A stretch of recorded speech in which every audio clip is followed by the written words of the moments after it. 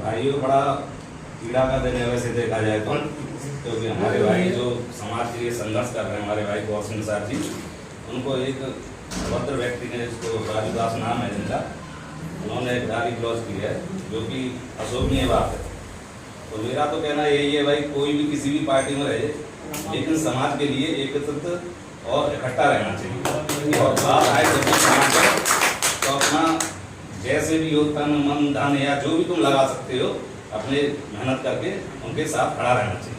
तो आज हम तुम अगर खड़े दिखेंगे सोशल मीडिया के साथ, तो मैसेज मिल जाएगा कि भाई ये समाज जाग चुका है और अपना जो भी ज्ञापन वगैरह वो तो हमें तुम्हें करना है, जो देना ही है। तो ये करीब करूँगा तो ऐसा अच्छे से करें। जय हिंद।